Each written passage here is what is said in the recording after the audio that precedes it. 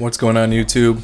And embarrassingly, this is take 2 of this. I straight up just talked 10 to 15 minutes without hitting the arm to record button. So we're going to try to remember all the things I said. Back here with another squat workout. And keep an eye on the funny faces I make and how uncomfortable I am. Going forward, I'm going to describe kind of events that took place and happened and how we're going to address it going forward. So if you kind of know what that means, you don't need to be Sherlock Holmes or detective to figure that out, but just kind of showing the progress and what happens when you do not take things at face value, when you feel tension and tightness in certain parts of your body. So let this be a learning lesson or whatever going forward, but it's not only negative news going forward, we've got some other positive news coming, so stay tuned. I'm going to kind of walk everyone through it. Got some upgrades coming up that should make the channel a little bit better. And maybe some content that'll be interesting for some people. But yeah, working up in squats here, trying to find my groove. Not a fan of squats, as you probably know. Just always feel uncomfortable. And I've got a weird body, which I'm not going to let you forget. But I will keep squatting. I am trying to just do my best to do the best that I can do. With what I've got, trying to learn different new techniques. And anything that I learn or figure out works for me, I'm happy to share.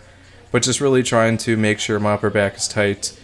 We're hitting depth. And one of the things I'm doing now is bringing my elbows forward to really engage and keep that bar in a position where it's not rolling on my back. Working set here. So this would be our top set. And then subsequent after this, I'll just kind of hit 2 back off sets with the same amount of weight with as many reps as I can do. Sometimes squats, when I hit that top set, it takes so much out of me. It doesn't feel safe to go higher or similar in rep range to that. And that's really all I'm, really focusing on with the program, is to try to increase my 1 rep max. If I feel not confident in whatever set I'm doing, I'll probably take a percentage off and adjust. But as long as I get this first set here, and that goes for all my main compounds, squat, bench, deadlift, OHP, then I'm okay with that. We can pick up the volume with other accessories and things like that. So wasn't the worst set in the world. You can kind of see here my issue with bar positioning. There's just really nowhere for me to put my my traps in a position where I can hold that bar in place. You can kind of see how it would be easy to roll, especially with decent enough amount of weight. And so the elbow thing I do just kind of helps me cue my lats to stay tight, but there is some dipping forward in the squats. And when the fatigue sets in, I just don't have the greatest squat endurance when it comes to heavier weights. I'm usually good on that first rep, and then each rep after the fact, can be a little bit loss of power. So kind of the reason why I'm not a big fan of RPE.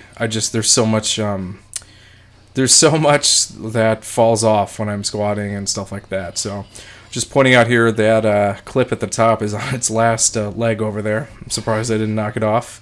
Didn't even notice it was over there. Otherwise I would have fixed it. But yeah, finishing that up on squats. Moving on to sumo deadlifts. And like I've said before, I've always been, I've loved deadlifts. They're my favorite exercise. There's just something I can just make that mind-muscle connection. I can get tight, and I can just be efficient with it. And it feels, like I'm accomplishing something every time I do it. I feel like I'm built to deadlift. Obviously we've got some issues with the belt and the stomach and the body fat area there, where if I got leaner, it'd be a more efficient pull, and I feel like I'd add more weight to the bar. You can really see it on that rep there, where, with the heavy weight and fatigue, after a certain point, everything just kind of gets smudged up, mixed up together, and to get that lockout, I feel like I'm putting a little extra effort, more effort than I should. But we're always practicing, trying to get better. Note on the Versa grips, usually when the Velcro starts to go, it's time to replace your pair, and they do wear down. Not everyone's lifting heavy weights, and again, I'm not lifting the heaviest of heaviest, but I feel like I'm lifting more weight than the average person who would use them in a commercial gym sense would do. So just a heads up, usually every 6 to 8 months I have to replace them, and I use a knockoff brand off Amazon. It's like $30, so I don't feel too bad about it. I get a lot of work out of it, and to me it's just a cost of lifting. It saves more time than straps, so definitely something I feel like you should invest in and do your research. There's a bunch of different alternatives. And a staple of my hamstring, I've always liked to do some form of hamstring curl. I do prefer the lying down curl where you're, face you're on your chest and your legs are above you. I just feel like it's a better contraction. This one is a little bit weird, but you're limited by the equipment in a gym, so you just got to make do with what you have. And you could do some crazy stuff. We've got monkey feet. You could attach it to a cable, but I just feel like it's a waste because you have a standalone machine for that. And unfortunately, not every gym invests in what their clientele likes, even with recommendations and stuff like that. So you got to find a place you kind of just fit in.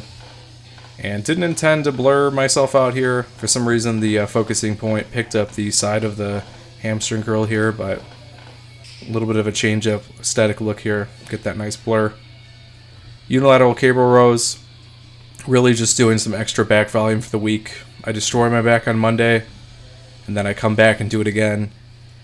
Just high volume stuff, really breaking stuff down. You can do, with both arms, a traditional row too, though. I feel to be able to dial in with a singular muscle is super useful. Helps correct any sort of imbalances and really helps you calibrate if you do have those imbalances to feel them. And I do feel like everyone has me, especially on my left side, I feel the contraction is a little bit more difficult. I have to really focus on it, and I am right hand dominant, so it makes sense. But if I'm riding a bike one-handed, if I'm driving one-handed, I use my left hand. I'm not sure why. There's just a mind-muscle proprioception connection that just fits better, but I can get a better contraction with my right side. And I wonder if it's because I'm so in tune with the right side, I don't think much about it, and the left side a little bit more foreign. So you just kind of have to do things and work on things for you.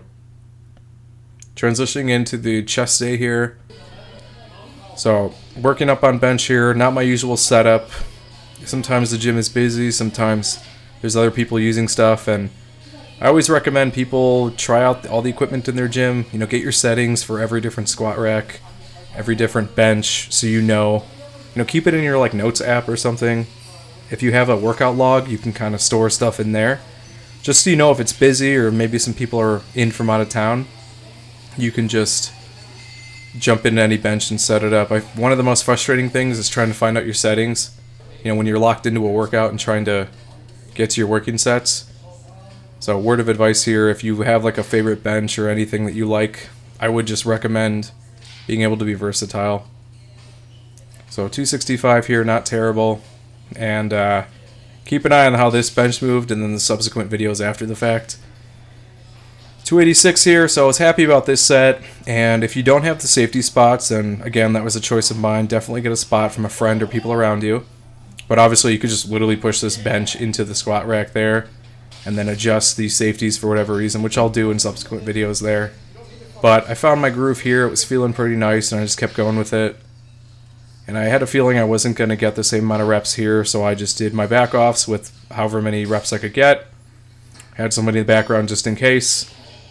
And then just another set here. So really just knowing my body. Obviously, with every precaution that you can take, I would recommend taking them.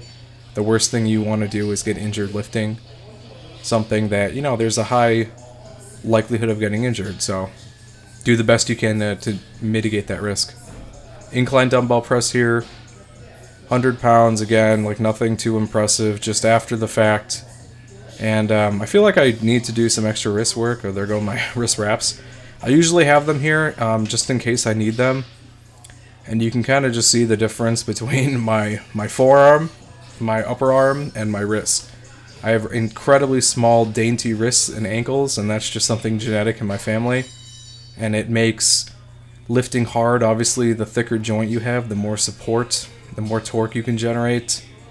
And it just provides more stability with whatever weight that you're lifting. So something I've always had to deal with, which is why my upper leg is so much bigger than my lower leg. There's really nothing you can do about it. That's just how it is. But it does offer points of weakness potentially for when you're lifting. So you have to either find a way around it or do accessories that help strengthen it. And I feel I do a lot of forearm work when I do my arms. And then also just using dumbbells for stabilizers and being able to come to terms and, mitigate and use a weight in a way. So just correcting when those issues arise. So Sometimes on high rep dumbbell flies, I'll literally pause, finagle my wrist around, get it to where I want it to be, obviously in the center of my palm, and then adjust the angle depending on where I want to feel that contraction. So it's a little bit different. Sometimes with the bench days, when your shoulders take a beating, even if you are tucking your shoulder blades and being safe, you're using those muscles. There's no way around it. So various ways to do flies here, and I didn't set this up. The guy and trainer in front of me were just doing it, but that's another way you can do flies if you have shortened range of motion. With my long arms and thick back, it's really hard to find a bench. You'd need almost like a thinner bench where you could bypass that or find some other workout. I do cable flies too, and then your typical cable crossover. So you can just do a variety of things to hit different stuff, but here's an emphasis on how small my little ankles are. So just an idea. Same thing with my forearms and wrists. But Egyptian cable flies here behind the back, just to get some extra work, just to provide some extra stability to my shoulders. Every muscle, you should be getting stronger, and obviously with the compounds you'll hit a lot in a condensed exercise. But I feel that getting the individual muscle to fire, to feel weight to that range of motion is super important. That's why I feel accessories are ideal. And I'm grimacing here again. I wish I would have leaned out further from the cable where my elbow was locked out so that I could emulate what I was doing on the other side. Should have done that, but without the mirror there, I was not even thinking about that. And then reverse flies here. Again, just the little muscles. I prefer these over face pulls. Face pulls, I don't know. I get too much of a bicep pump with them. These, I feel like I should be more bent over. I'm not going to lie. But you get a nice contraction, and it's a nice way to go through a longer range of motion than you would with a face pull. And I think, lower to the ground and being able to kind of sit in that pronated position. Sometimes when you do these with dumbbells, you're in a neutral grip, and it's stressful on the shoulder just the way that it is. I feel like you can really get a better contraction in the rear delt and then shoulder area here. So definitely should be more bent over. But that's it for the workout. Stay tuned for more updates, more upgrades, more news coming. Like, comment, subscribe. I'll see you in the next one. Thank you. Thanks for watching the latest video. If you want to help support the channel, I actually own my own wet shaving and grooming e-commerce website where everything's handmade by me. It's www.apexsoaps.com, and you can get a 10% off code using wet shaver. We've got some cool scents here. We've got some Coca-Cola scents, a horchata scent, traditional barbershop, just some really cool stuff. And you can purchase samples or you can buy the whole set. If you have any questions, feel free to reach out via email. Be quick to respond. Thanks for watching.